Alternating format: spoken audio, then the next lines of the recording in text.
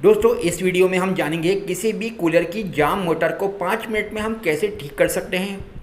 दोस्तों हमें ले लेना है कोई भी इंजन ऑयल। इंजन ऑयल को हम शाफ्ट में मोटर की साइड में डाल लेंगे। दोस्तों मोटर में इंजन ऑयल को डालने के बाद मोटर में लगे परों को हम हल्के हल्के से घुमाएंगे इस तरीके से।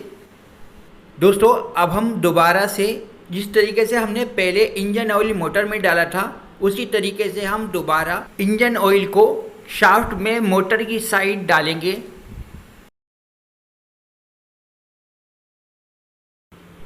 दोस्तों अब हमें कूलर में लगे हुए परों को हल्के हल्के घुमाना है इस तरीके से।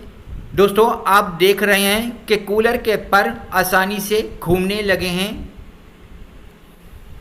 दोस्तों अब हम फिर से कूलर की शाफ्ट में अंदर की साइड इंजन ऑयल डालेंगे, मगर इस बार हम कूलर की शाफ्ट में जब इंजन ऑयल डालेंगे कूलर की शाफ्ट को आगे पीछे करेंगे।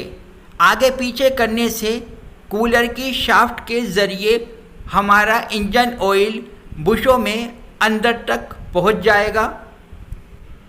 दोस्तों वीडियो को एंड तक ज़रूर देखें तभी आप अच्छे से समझ पाएंगे। दोस्तों वीडियो पसंद आए तो वीडियो को लाइक और चैनल को सब्सक्राइब ज़रूर करें।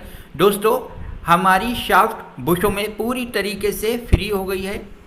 दोस्तों आप इस तरीके से किसी भी बुश वाली जाम मोटर को बहुत ही आसानी से ठीक कर सकते हैं। दोस्तों अब हम कूलर को पावर देंगे और कूलर को एक बार चलाकर ज़रूर देखेंगे। दोस्तों वीडियो पसंद आए तो वीडियो को लाइक और चैनल को सब्सक्राइब ज़रूर करें।